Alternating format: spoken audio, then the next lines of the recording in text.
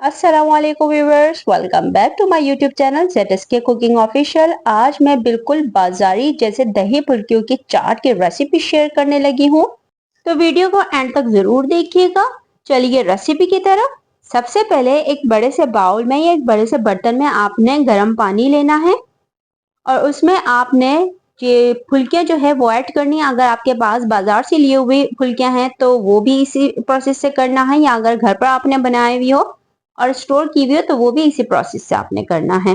बड़े से बर्तन में आप ये करेंगे तो इससे फुल्कियां आपकी अच्छे से फूलेंगी और उसके बाद हम इसको कवर करके आधे घंटे के लिए रख देंगे साइड पे। इसके लिए अब हमने एक हरी चटनी बनानी है, जिसके लिए मैंने 2 जवे लहसुन के, 3 हरी मिर्च, थोड़े से हरे प्याज के पत्ते लिए हैं और एक मुट्ठी भर के हमने पुदीना और एक मुट्ठी भर के हमने हरा धनिया लेना है और उसको ग्राइंड करके इसका हमने पेस्ट बना लिया है। और इसमें हमने थोड़ा सा पानी ऐड किया था, थोड़ा सा भुना हुआ कुटा हुआ जीरा ऐड किया है और साथ में थोड़ा सा नमक ऐड किया है।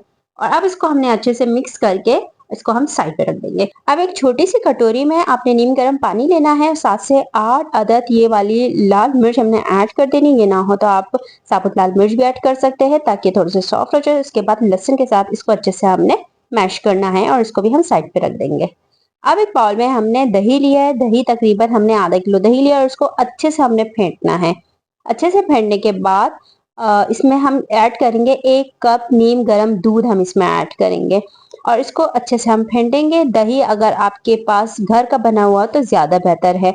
इसमें अब ये लाल पेस्ट हम इसमें शामिल करेंगे और थोड़ा सा पानी ऐड करेंगे इस पॉइंट पे और उसको अच्छे से फेंट के हम इस लस्सी को साइड पे रख देंगे। आधा घंटा गुजर चुका था। अब इन फुल्कियों को हल्की हाथों की मदद से हमने इस तरीके से प्रेस करना है ताकि इसका पानी निकल जाए और हमने इसको एक प्लेट में साइड पे रखते जाना है। अब बारी आती है कि हमने एक प्लेट चाट को कैसे सर्व करना है।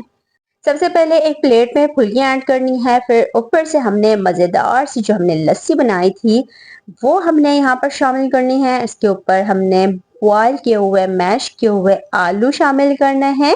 आपने देखा होगा कि बाहर के चाट में आलू और चने लाजमी होते हैं, मैंने चनों को स्किप किया है, आप चाहे तो वो भी ऐड कर सकते हैं।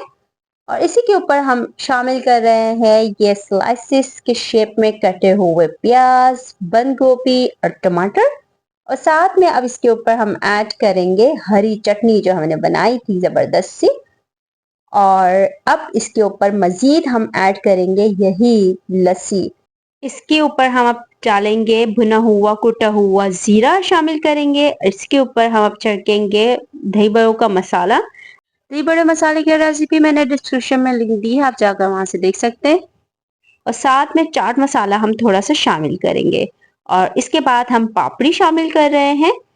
और अगर आपके पास ये निम्को हो तो आप निम्को भी ऐड कर ले, बहुत अच्छा टेस्ट आता है। बाजार से भी बेहतरीन चाट मैंने घर पर बनाने का तरीका सिखा दिया आप लोग को। इसी रेसिपी से आप अगर आप चाट बनाएंगे, यकीन माने आपको बहुत पसंद आने लगेगा।